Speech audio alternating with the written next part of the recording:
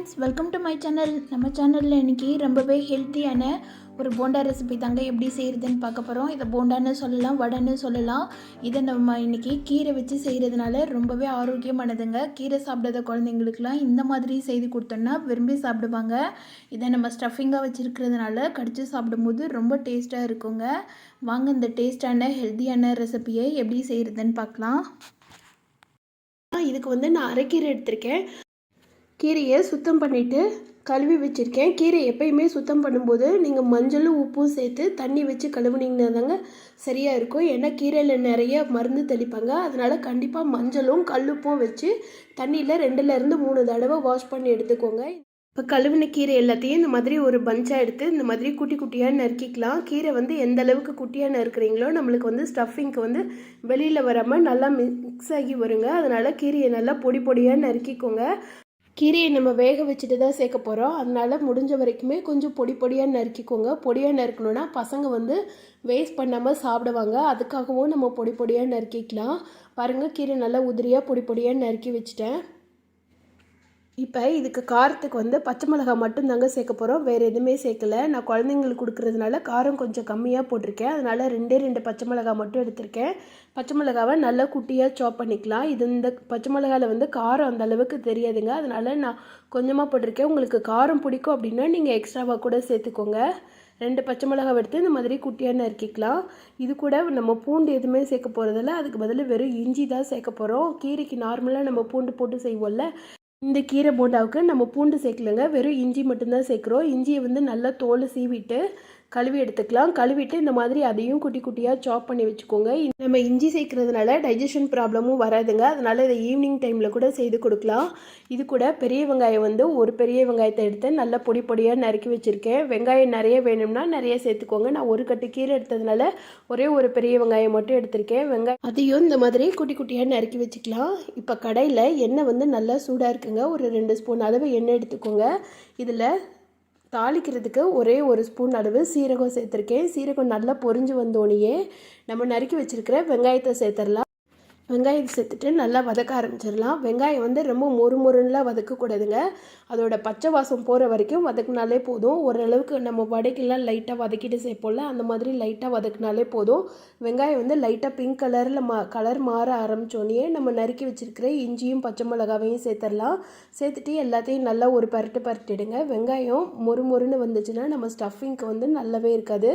நம்ம இது கூட கீரையை சேர்த்து வதக்குறதுனால வெங்காயம் மொறுமொறுன்னு வந்துட்டால் டேஸ்ட்டே வேறு மாதிரி இருக்குங்க. அதனால் எக்காரணத்தை கொண்டும் வெங்காயத்தை ரொம்ப கருக விட்டுடாதீங்க. அது மாதிரி கிறிஸ்பியாக வர வரைக்குமே வதக்கிடாதீங்க. லைட்டாக கிளாஸியாக வதக்கினாலே போதுங்க. இப்போ வெங்காயம் ஓரளவுக்கு கலர் சேஞ்ச் ஆக ஆரம்பிச்சிருச்சு. இந்த டைமில் நம்ம நறுக்கி வச்சுருக்கிற கீரையை சேர்த்துடலாம். கீரையை சேர்த்தோன்னே அந்த வெங்காயத்தோட சேர்த்து வதக்கக்கூடாதுங்க. இதில் கொஞ்சமாக தண்ணி தெளிக்கணும். ஆல்ரெடி நம்ம கீரையை கழுவி வச்சுருந்தோன்னா அதுலேயே கொஞ்சம் மாய்ஸ்டர் இருக்கும். அது தவிர 2 உள்ளங்கை அளவு தண்ணி தெளிச்சுக்கோங்க. கீரையை ட்ரையாக வதக்கினோன்னா அது ஒரு மாதிரி சுருண்டுட்டு வரும். அது நல்லாவே இருக்காது, டேஸ்ட்டு நல்லாவே இருக்காது, மெயினாக அரைக்கீரைக்கு. அதனால் கொஞ்சமாக எப்போ கீரை சமைச்சாலுமே கொஞ்சமாக தண்ணி தெளித்து சமைச்சிங்கன்னா கீரை நல்லா மாய்ஸ்டராக இருக்குங்க. டேஸ்ட்டுமே நல்லாவே இருக்கும். அதோட கலருமே சேஞ்ச் ஆகாது. அதனால் லைட்டாக 2 உள்ளங்கை அளவு தண்ணி தெளிச்சிட்டு மீடியம் ஃப்ளேமில் வச்சு நல்லா கிளறி விட்டுடுங்க. நல்லா கிளறிட்டு ஒரு மூடி போட்டு மூடி வச்சிங்கன்னா கீரை அதோட சத்து போகாமல் நல்லா சூப்பராக வெந்து வந்துடுங்க. ரொம்ப தண்ணி ஊற்றி வேக வச்சா தான் கீரையோட சத்து எல்லாமே போயிடும்.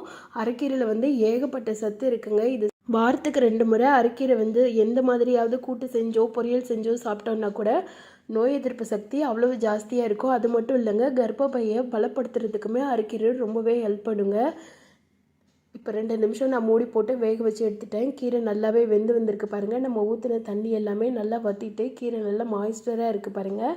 இந்த மாதிரி இருக்கிற டைமில் கீரையை எடுத்தால் ஆற வச்சிடலாம். நீங்கள் பார்த்தீங்கன்னா தெரியும், நான் வேக வைக்கும் போது உப்பு எதுவுமே சேர்க்கலை.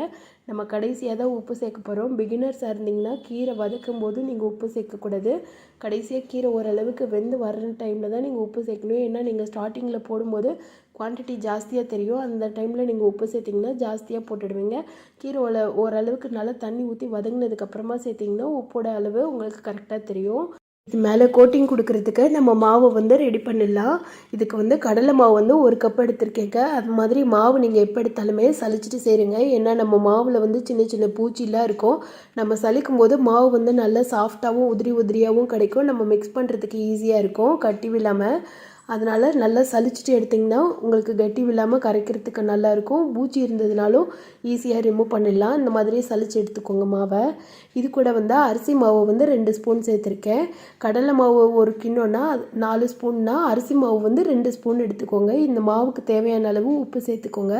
இதை வந்து தண்ணி ஊற்றி கொஞ்சம் கொஞ்சமாக மிக்ஸ் பண்ணிடலாம். தண்ணி ஊற்றின போது ரொம்ப ஜாஸ்தியாக தண்ணி ஊற்றிடாமல் கொஞ்சம் கொஞ்சமாக மிக்ஸ் பண்ணிக்கோங்க. நம்ம பஜ்ஜி மாவு பதத்துக்கு மிக்ஸ் பண்ணி எடுத்துக்கிட்டாலே கரெக்டாக இருக்குங்க. நீங்கள் இந்த மாவு எனக்கு கரைக்கிறதுக்கு முடியல அப்படின்னா நீங்கள் பஜ்ஜி பவுடர் இருந்ததுன்னா அதில் கூட நீங்கள் கோட்டிங் கொடுத்து எடுத்துக்கலாங்க. ரொம்பவே நல்லாயிருக்கும். நான் இன்றைக்கி வந்து வெறும் அரிசி மாவு, கடலை மாவு, உப்பு அது மட்டும்தான் சேர்த்துருக்கேன். செய்தாலுமே ரொம்பவே டேஸ்ட்டாக இருக்குங்க. நான் வந்து குழந்தைங்களுக்கு கொடுக்குறதுனால காரம் ஜாஸ்தி சேர்க்கல. அதனால் வீட்டில் இருக்கிற மாவு வச்சு ரெடி பண்ணியிருக்கேன். உங்களுக்கு டேஸ்ட்டாக வேணும்னா நீங்கள் பஜ்ஜி மாவு மிக்ஸ் ரெடி பண்ணிக்கோங்க. நம்ம வதக்கி வச்ச கீரை வந்து நல்லாவே ஆறி வந்துருச்சு. இதை அப்படியே டைரெக்டாக நம்ம மாவில் கோட்டிங் கொடுக்க முடியாதுங்க. அதனால் இதுக்கு வந்து உருளைக்கிழங்கு எடுத்திருக்கேன். உருளைக்கிழங்கு வந்து நல்லா வேக வச்சு எடுத்திருக்கேன். வேக வச்சு இதை நல்லா மசிச்சு வச்சுக்கோங்க. இதை வந்து நம்ம வதக்கி வச்சுருக்கிற கீரையோடு சேர்த்து நல்லா பிசைய போகிறோம். உருளைக்கிழங்கை கட்டி இல்லாமல் பசைஞ்சுக்கோங்க. அப்போ தான் நல்லாயிருக்கும். கீரையோடு சேர்த்துட்டு நல்லா கை வச்சு அழுத்தம் கொடுத்து பசைங்க. நம்ம ஸ்டார்டிங்லேருந்தே கீரைக்கு வந்து உப்பு போடலை. இந்த டைமில் நீங்கள் உப்பு சேர்த்துக்கிட்டிங்கன்னா உங்களுக்கு கிழங்குக்கும் கீரைக்கும் சேர்த்த உப்பு எவ்வளோன்னு சொல்லிவிட்டு அளவு கரெக்டாக தெரியும். அதனால் இந்த டைம்லேயே நீங்கள் உப்பு சேர்த்து நல்லா பசைஞ்சுக்கோங்க. அது மாதிரி கீரை பசையும் போதும் கொஞ்சம் நல்லா அழுத்தம் கொடுத்து பசைஞ்சிங்கன்னா கீரையும் உருளைக்கிழங்கும் நல்லாவே மிக்ஸ் ஆகி வருங்க. உருளைக்கிழங்கோட கீரையை மிக்ஸ் பண்ணி அதை பொரித்து சாப்பிட்டோன்னா அதோட டேஸ்ட் வேறு லெவலில் இருக்குங்க. நீங்கள் ஒரு தடவை செஞ்சு பார்த்தீங்கன்னா திரும்ப திரும்ப செய்வீங்க. அந்தளவுக்கு ரொம்பவே நல்லாயிருக்கும். குழந்தைங்கள்லேருந்து பெரியவங்க வரைக்கும் கீரை பிடிக்காதவங்க கூட இந்த மாதிரி செய்து கொடுத்தோன்னா விரும்பி சாப்பிடுவாங்க. நான் இன்றைக்கி அரைக்கீரை மட்டும் வச்சு செய்திருக்கேன். இது மாதிரி நீங்கள் சிறுகீரையும் செய்யலாம், முருங்கைக்கீரையும் வச்சு செய்யலாம். மாதிரி கீரை வச்சு ஸ்நாக்ஸ் செய்து கொடுக்கும்போது ஒரு ஹெல்த்தியான ஸ்நாக்ஸ் கொடுத்தோன்ற திருப்தி இருக்குங்க.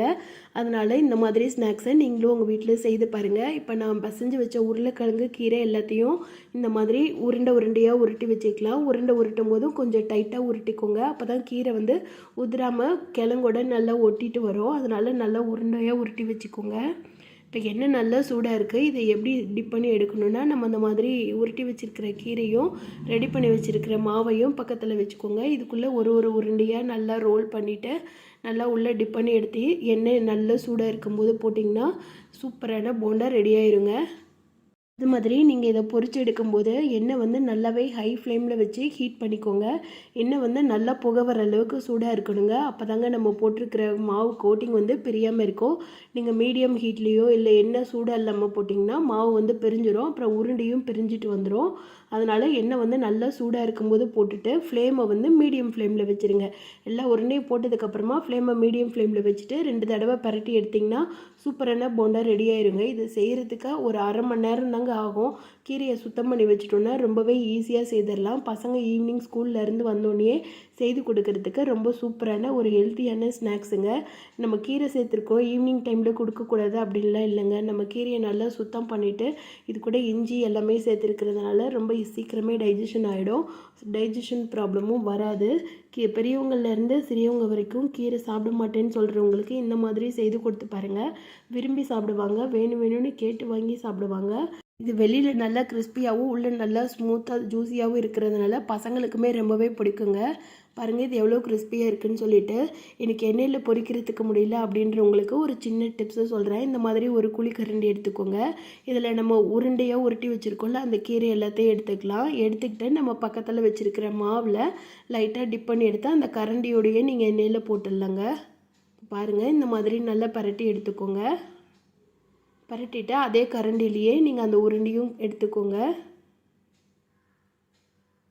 இந்த மாதிரி எடுத்துக்கிட்டிங்கன்னா மாவு வந்து உங்களுக்கு கீழே விழாது. எண்ணெயில் போடுறதுக்கு பயமாகவும் இருக்காது.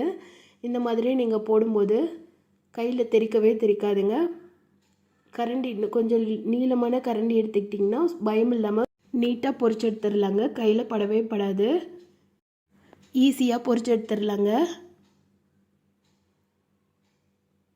இதெல்லாம் போட்டதுக்கப்புறமா 2 பக்கமும் நல்லா பரட்டி விட்டு லைட்டாக கோல்டன் ப்ரௌன் ஆனோடையே எடுத்துட்டிங்கன்னா டேஸ்டான கீரை போண்டா ரொம்ப சூப்பராக ஈஸியாக ரெடி பண்ணிட்டோம். இந்த ஹெல்த்தியான கீரை போண்டாவை நீங்களும் உங்கள் வீட்டில் மறக்காமல் செய்து பாருங்கள். மொறுன்னு எவ்வளோ அழகாக வந்திருக்கு பாருங்கள். பசங்களுக்கு ஒரு ஹெல்த்தியான ஸ்நாக்ஸ் கொடுத்தோன்ற திருப்தி இருக்கும். இந்த மாதிரி கீரை வச்சு நீங்களும் உங்கள் வீட்டில் இந்த போண்டாவை மறக்காமல் செய்து பாருங்கள். இது கூட தொட்டுக்க சாஸ் வச்சுக்கிட்டிங்கன்னா இன்னுமே டேஸ்ட்டு நல்லா இருக்குங்க. இப்போ நம்ம செய்த போண்டாவை ஓப்பன் பண்ணி பார்க்கலாம். மேலே பாருங்கள் எவ்வளோ சாஃப்டாகவும் இருக்குது, நல்ல கிறிஸ்பியாகவும் இருக்குங்க. இதை ஓப்பன் பண்ணோன்னா உள்ளக்க கீரையும் உருளைக்கிழங்கும் ஸ்டஃபிங் வச்சதுனால ரொம்பவே சூப்பராக நல்ல டேஸ்டியாக வந்திருக்குங்க. நல்ல ஜூஸியாகவும் இருக்குது. இதோட டேஸ்ட்டு சொன்னால் தெரியாதுங்க, சாப்பிட்டு பார்த்தா தான் தெரியும். அந்தளவுக்கு ரொம்பவே எம்மியாக இருக்குங்க. இந்த டேஸ்டான ஹெல்த்தியான கீரை போண்டாவை நீங்களும் உங்கள் வீட்டில் மறக்காமல் செய்து பாருங்கள். செய்து பார்த்துட்டு எப்படி இருந்துச்சுன்னு சொல்லிட்டு எனக்கு கமெண்ட் பண்ணுங்கள். இந்த வீடியோ பிடிச்சிருந்ததுன்னா இந்த வீடியோக்கு லைக் பண்ணி சேனலை சப்ஸ்கிரைப் பண்ணிவிடுங்க. Thank you friends.